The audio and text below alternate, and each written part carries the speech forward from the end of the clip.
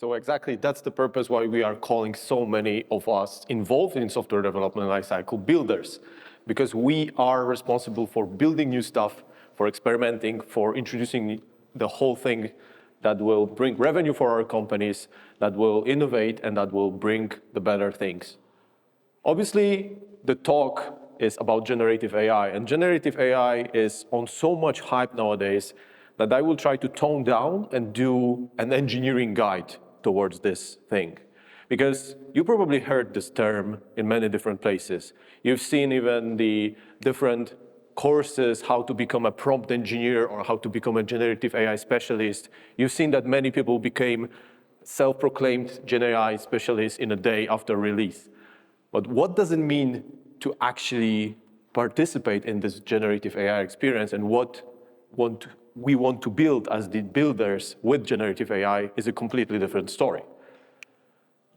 I was introduced already, so I will leave this aside, but if you are present here and you are an AWS customer, our job in AWS Developer Relations is to listen to your feedback, to get this feedback from the community, and to actually improve the services and make sure that your voice is heard inside the company. So we are your first line of communication with AWS internally, and we are representing your voice. We are also taking care that AWS is properly represented in the technical communities, hence my presence here. I'm also a software architect, operations engineer, but this is the way of using those word embeddings in an efficient way to actually predict what kind of words will be next in a sentence. Speaking about this, we developed a plethora of different algorithms that are actually working on top of the word embeddings to derive meaning from those sentences. One of the most famous ones is word-to-vectors. And we are actually working with those algorithms to tokenize, but at the same time, you had a little bit of that context and you could derive meaning. So instead of putting a lazy person at the end, you could put a lazy rabbit. Still, it's not there yet. Some of you know this sentence and should know what will be at the end, but it's close. We have jumping, we have lazy, somehow relates to a rabbit, maybe, maybe not. But at the same time, we want to have more context available in memory. And that was the state of the art pre-2017.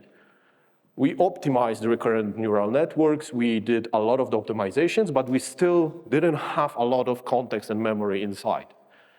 And that was one of the things that happened and changed. The one thing happened in 2017 and changed the landscape. That was the announcement of the paper, Attention is All You Need, made collaboratively by Google and University of Toronto. How many of you heard about transformers? Raise your hand. Some of you. How many understand transformers?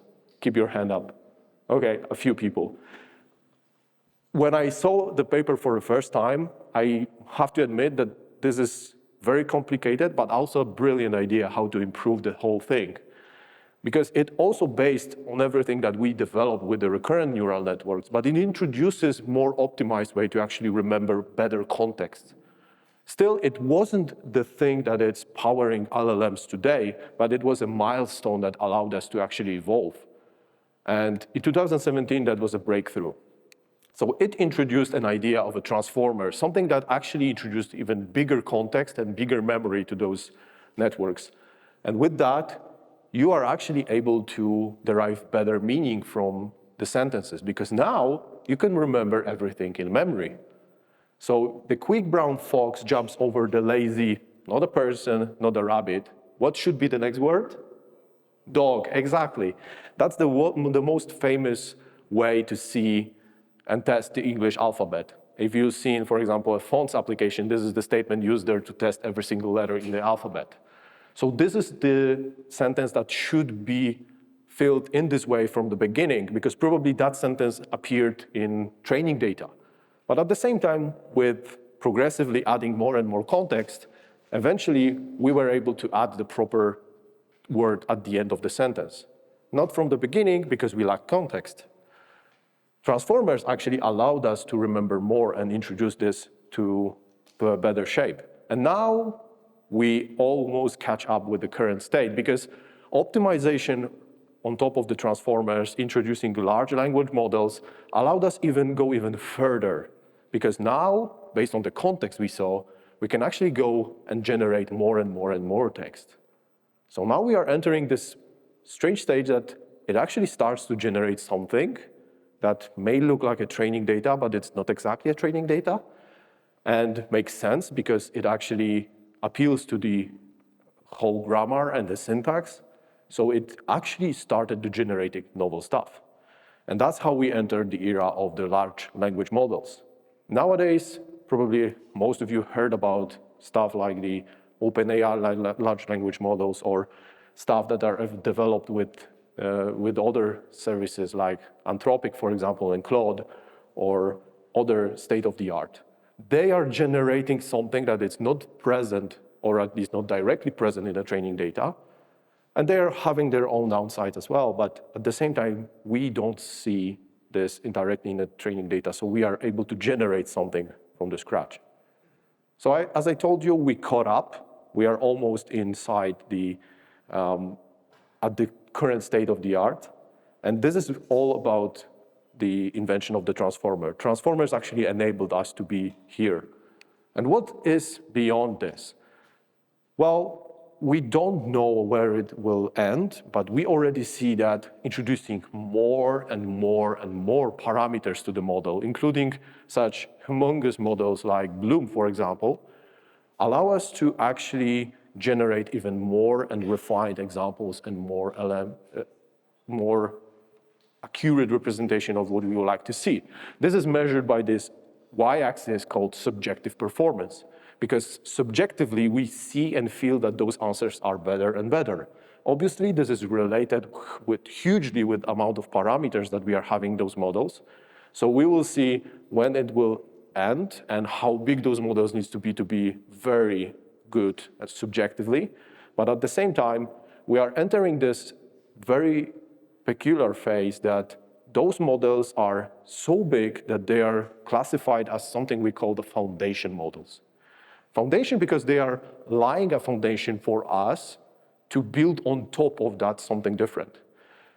If you imagine those models that are having so many parameters, hundreds of billions parameters, they are so generic that they are able to answer multiple questions, but they are lacking specificity. And here we are entering this phase when we are actually building on top of those models. We need to specify a little bit more our internal knowledge, fine-tune those models, and then based on that, we will be able to derive more meaning. And meaning for us, or in our organizations, for example, or in our businesses, that will have much better representation.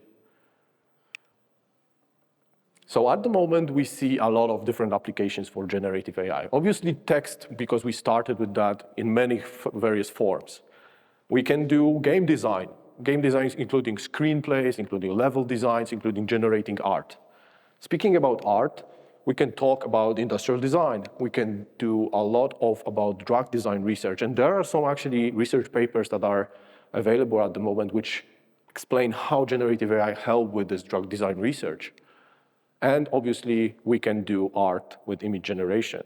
Now, speaking about image generation, this was a pretty interesting development that happened parallelly to the text generation, but now it's somehow bridged. So let's look how those words are bridged. First things first, we have those language models that we described. We have those word embeddings in a very primitive form. But then we have image models that we called image embeddings. But those are disjoint. They are working independently.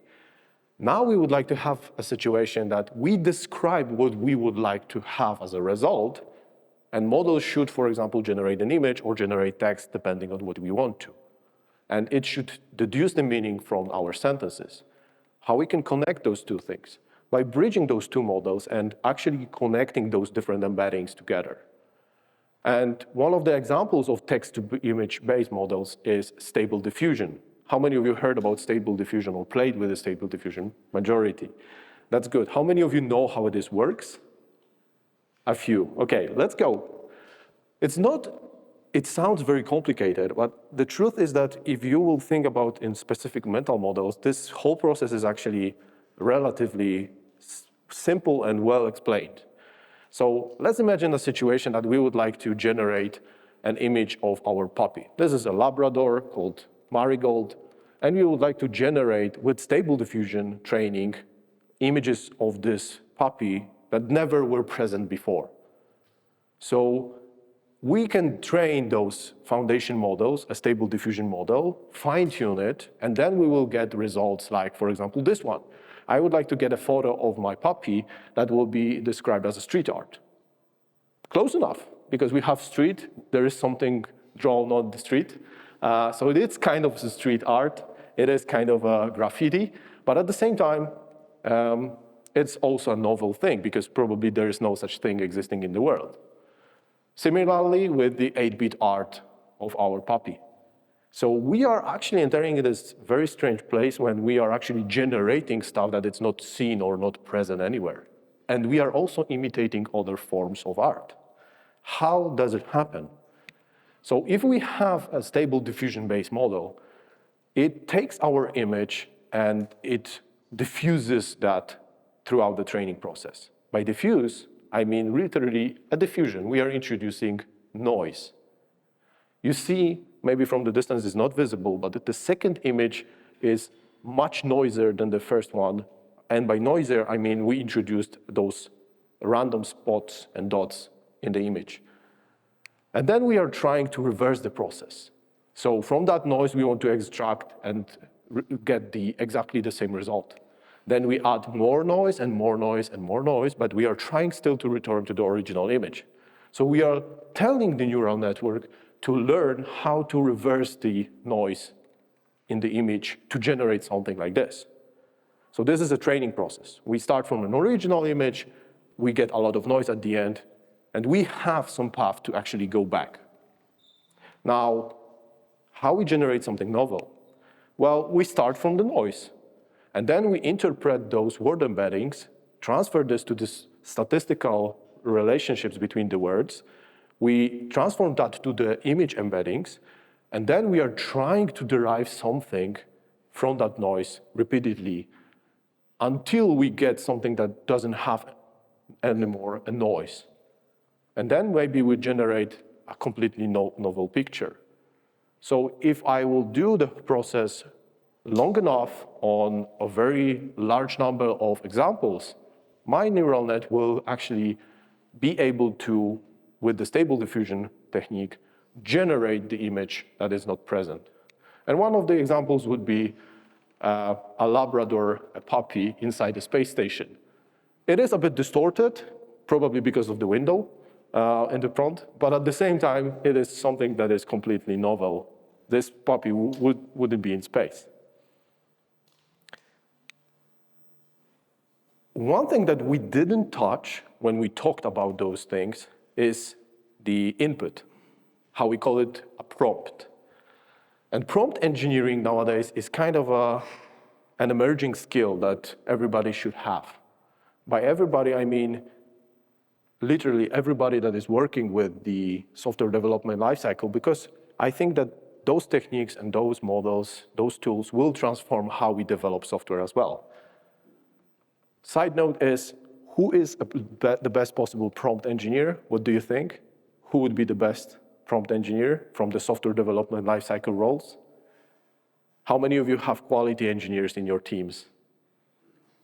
I think those people are having particularly good skills on describing the stuff and also thinking how to work around certain conditions and also do a lot of that. So I think those QAs or business analysts will be very skilled prompt engineers in future as well. But we can also be as other engineers, because how do you tell the machine what would be the end result? You need to be descriptive, you need to work with literacy skills to actually explain what the machine should generate to you. And that's why the prompt engineering is a skill.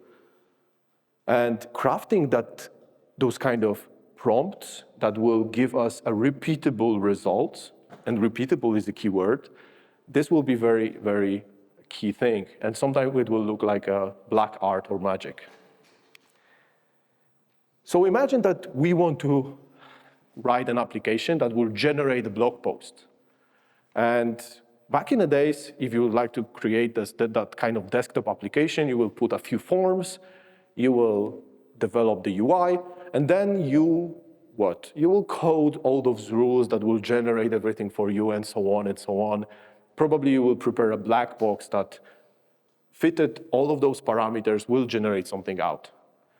Nowadays, with generative AI, we can actually a little bit switch how we write those applications, because if you think about it, we can write a prompt that will explain the whole context, tell us that we are, for example, journalists that are skilled in certain topics, that would like to write an article that will be this long about this particular topic entitled this way.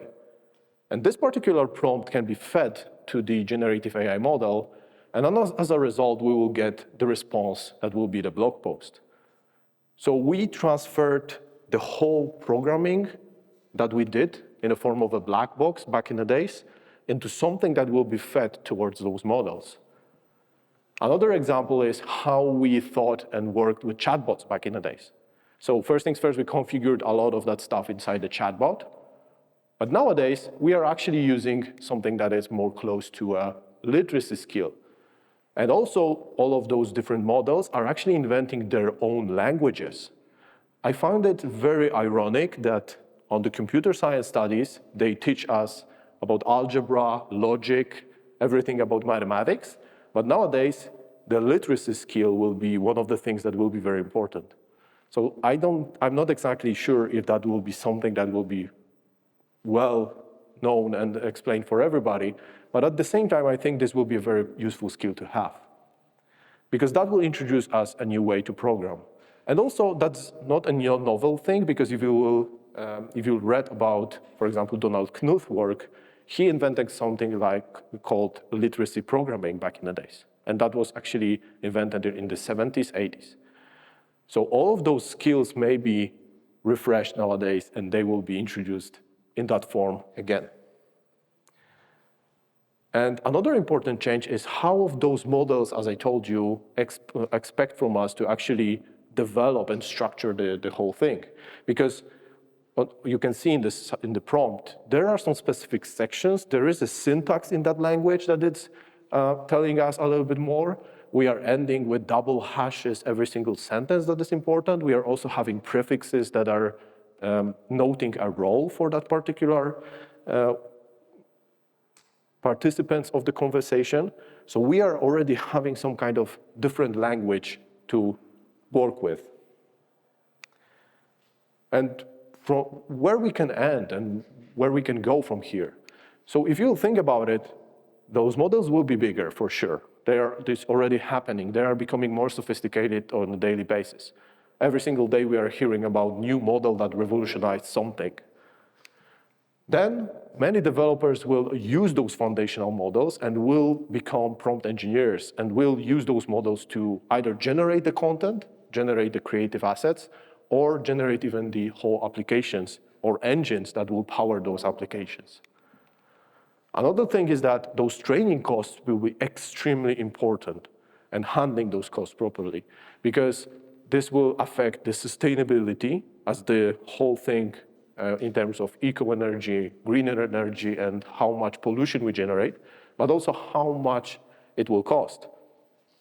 The bigger model requires bigger compute, and that will require more money to spend, because that requires more powerful machine to train.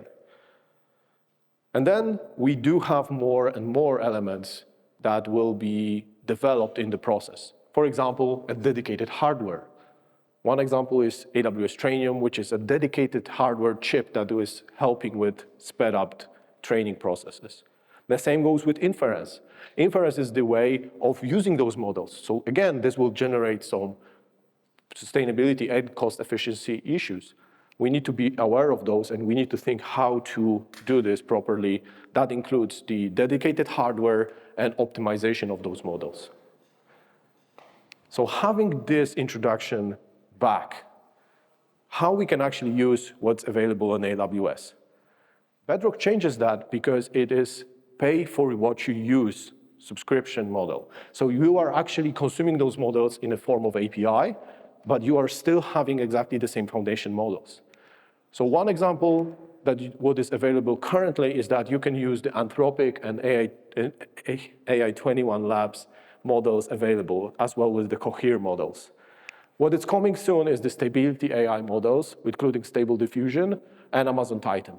And we announced that Llama 2 as the engine will be coming soon as well, available in the Bedrock. But what if you are more skilled and you want to develop your own foundational models from the scratch or fine-tuning the existing ones? You still can do it on AWS with the dedicated hardware that I explained. So you have machines available for training, like AWS Trainium, or you have machines for inference that are dedicated for utilizing and using those models efficiently. And last but not least, all of those large language models, they also power the development environments. One example is Amazon Code Whisperer, which allows you to work with AI-powered assistant in your IDE or in your tools to help you write stuff. So essentially, you are describing what you would like to achieve in the form of a comment, and then it proposes you the signature and the body of the function based on the context and based on everything that is available. And enough talking, because finally we can switch to the demo part and I can show you a few things in action. So I moved to the browser at the moment, which is a regular AWS account, and I already have a pre-provisioned Amazon SageMaker Studio instance. Inside the studio, you can use everything that you are used to working with Jupyter. How many of you worked with the Jupyter before? Yeah, majority. So this is actually a thing that allows us to work with the notebooks, consume those models, and also consume the infrastructure, because inside the Amazon SageMaker Studio, you have also the SageMaker Jumpstart. And inside Jumpstart is, as I explained, the repository of all available foundational models. One of these foundational models that are already pre-deployed for you is Stable Diffusion XL, version 2.1. And that model is available here. You can see that the only thing I need to choose was to specify the hosting instance and then deploy it with a single click of a button. That obviously took more than 1 minute, so I did it in the past to not wait for that. But this is already in service and waiting for our inputs. Now we can open a predefined notebook, and as we will operate with Jupyter Labs, we can invoke all of those commands for interacting with the model. So first things first, I have imports, then I'm defining the endpoint name, and those of you who work with SageMaker already see where I'm going, because this is essentially a deployed model on SageMaker endpoints. And I'm preparing some additional functions that are able to query the endpoint, parse the response, and display the image.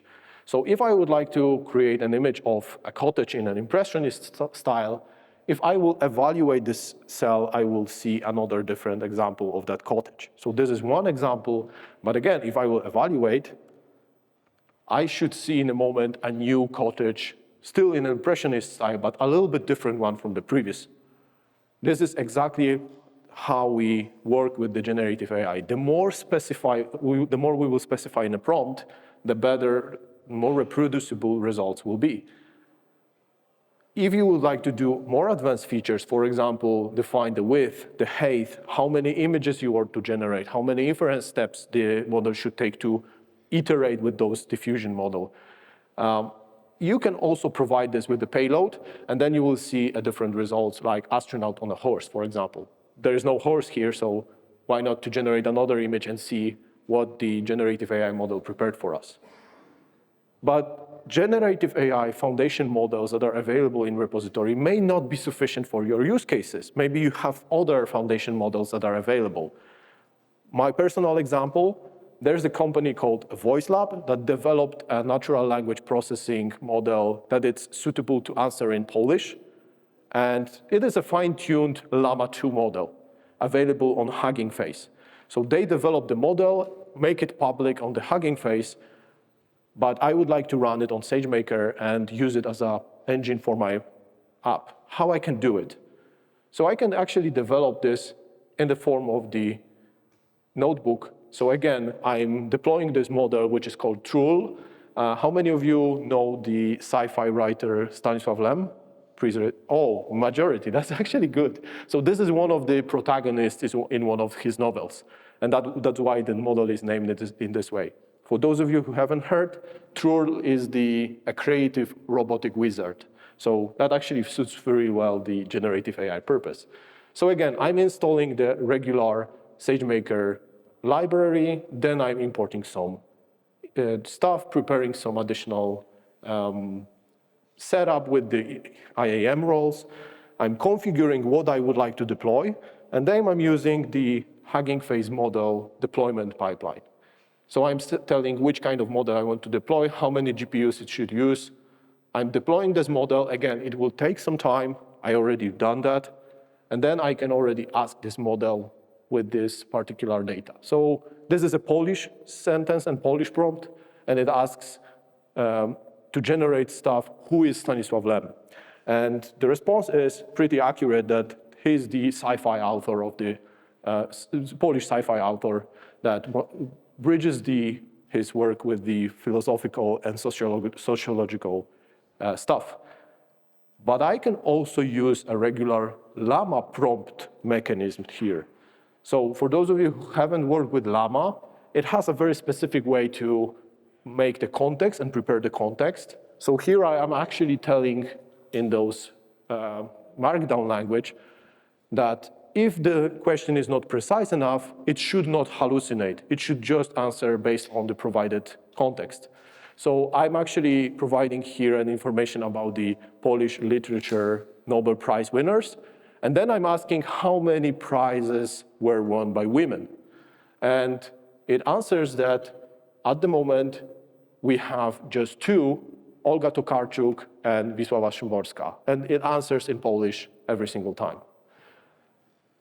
So this is a way to actually use something pretty custom, because that model is not available in the SageMaker Jumpstart repository, but I was still pretty easily able to deploy it on SageMaker. But there is even better way to consume those models, and here we are entering Amazon Bedrock. That was announced a week ago as generally available as the marketplace for foundation models. And at the moment, we have multiple models available. One of those models is, for example, Claude 2 from Anthropic that has multiple different use cases. One is, for example, removing PII. You can do the question and answer. All of those examples can be opened in a playground mode in the console, and you can use this in a fully conversational way, or no? Thank you. Hopefully. We will verify that later. And this is also a very important point about those models because they can hallucinate. This is one of the things and the descriptions that they are making things up if they not instructed to avoid such behavior. So Bedrock is actually available through the console, but you can also consume it via API without any problem. And you will use for that a Boto 3 or Boto Core without any issues. So you can do it pretty easily as you would do with other AWS APIs. So I installed a particular version of Boto 3 that already has support for Bedrock. And then I'm instantiating the client in US East 1. Then I can list all of those foundation models. For example, at the position 12, we have Jurassic 2 Ultra. On the position 16, we have Anthropic Claude. So I will use those two models to generate a blog post. So I prepared the prompt. I instantiated a different client because at the moment, Bedrock Control API and Runtime API are separate. So this is one of the things that you need to remember. And with this Runtime API, I'm asking a model called Claude version 2 to generate me a blog post on the topic. So this will be about making a strong business decisions as a leader.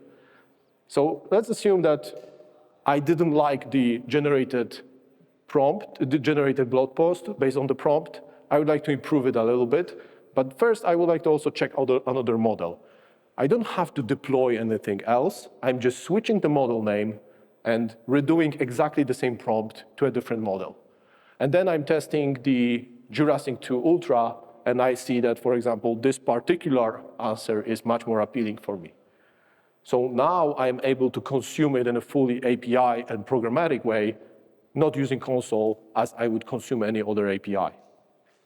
And I'm also paying for what I used and for all of those elements that are available on the screen. So on the data transfer, but also for the API calls that are made with the service.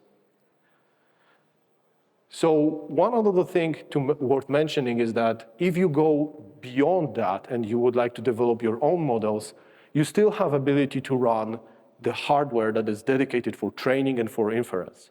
So here is the classic EC2 wizard that probably most of you saw at this point, but you can already select there an inference models.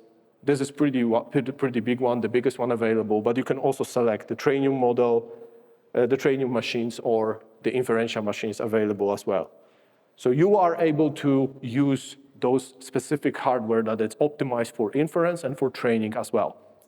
If you want to learn more how to write those kind of models and experiment more, there is a publicly available workshop that you can go on a self-paced way that helps you to understand how the inferential tool is built, how to use AWS Neuron SDK, which is the underlying SDK that allows you to optimize your models. And this will actually help you to build those foundation models on top of that hardware. And then last but not least, we have the Code Whisperer. Code Whisperer, which is also powered by the somehow large language model that is available in our tooling, IDEs, that you can connect and use it to generate your code in a way that you are having a AI code assistant. So it is free for you individual use. You can also power it with the enterprise features for your organizations, including the attribution tracker and ability to customize the licensing and the permissions. And setting is pretty easy depending on what tool are you using. So for example, if I would like to use the Code Whisperer inside the SageMaker Studio, the only thing I need to do is to give it proper permissions in IAM. So it needs to have ability to generate the recommendations. And then I need to install some additional dependencies inside the Amazon SageMaker Studio. And from there, I will be able to use it inside any notebook that I have. So for example, I prepared this particular imports, and then I would like to write a function that will be getting an image encoded in base64, encoded as a NumPy array, and then displayed with matplotlib. So if I will type enter, it already provides me the function signature. So let's assume that I like this function signature and see what it will be next. So I'm typing enter, and it thinks a little bit, and then it will propose me the body of the function. So let's assume that I will inspect what it generated. So we are decoding base64, then we are converting it to another array, then I'm showing it inside the matplotlib. Sounds good enough. So let's switch and use it, and let's download a file from S3 and use that function. So now I'm actually asking it to generate code that will download the object from S3, stream it to memory, and code it base64 and pass it to the function that I created. So first things first, it asks me to generate the Boto client. Then it will ask me to download something from S3. Then it will encode this image. And then it will actually detect the context and previously developed function and propose me to use it. So I'm able to actually use the display image function that was defined earlier in the notebook, and it knows all the context throughout. So this is an interactive AI code assistant. Obviously, we need to pay attention what it's generating. It also can hallucinate or go in different directions. But after careful inspection, it already speeds up the development process. And if you are using something different than SageMaker Studio, like, for example, I'm using IntelliJ, you can also use IntelliJ with connecting this to your Builder ID. So let me show this in the presentation mode. Exactly the same prompt, exactly the same thing, but in a different tool. So first things first, I'm using exactly the same prompt, and it also provides me the function signature first. Then I can see if the generated code for function body is okay. If that's acceptable, let's move to the next example. And I can actually download something from S3. Let's assume that I don't like the naming convention here, so I will actually want to see what is proposed next. Okay, this one is much saner. And I can already iterate with this, having exactly the same experience as I had in SageMaker Studio, but in my own IDE. So this is JetBrains. You can have this exactly same experience with AWS Toolkit within Visual Studio Code, and so on and so on. So let's go back to the slides to finish the talk. As you already saw, I did a lot of examples around foundation models, and you can already sense that those foundation models alone, they require additional coding around to actually do something useful. So for example, if you would like to write an interactive chatbot that will reserve your flights or fill out insurance claims or answer the questions around insurance claims, you will need to develop something around those models that will orchestrate the whole thing. And we think that should be an easier way to do it. That's why we announced in a preview agents for Amazon Bedrock that will allow you to, with minimal number of lines of code, or even sometimes no code, to actually develop those kind of agents. And this feature is available in preview. I encourage you to check the blog post that was released on AWS blog that explains how this should look like and will look like. But also you can sign up for a preview to test it in your own organizations. It's time for me to wrap up and recap the most important information for you. We've shown how the history of the generative AI looked like. I've shown you examples how to do it on AWS with Bedrock, SageMaker Jumpstart, SageMaker itself, Trainium, and inferential machines. But there's obviously a need for more resources. So where you can look for those resources. Obvious place will be AWS blog, but I encourage you to look into a website called community.aws, when we have a generative AI space where colleagues of mine generated plenty of content around in developing your own chatbots within LangChain and using Bedrock, that there is a prompt engineering online course available. There are tools, there are explanations how to use Bedrock properly, how to work with Code Whisperer, and so on. And this is not just a written form of articles, because you have also built on AWS, when we also have videos on that topic and on those topics available. That includes LLMs in practice and also developing your own models on top of the SageMaker. Last but not least, if you are following Twitch channel, we do have regular shows. One of about the generative AI was released, and this available as the archive video, so you can watch it. And this should be pretty interesting to see. And that was actually focused around image generation and stable diffusion model as well. Thank you very much for your attention. If you would like to give feedback to this presentation, under QR code you will see the quick survey. I will be very grateful to hear your feedback. And that's everything what I prepared. I'm open for questions. Thank you very much.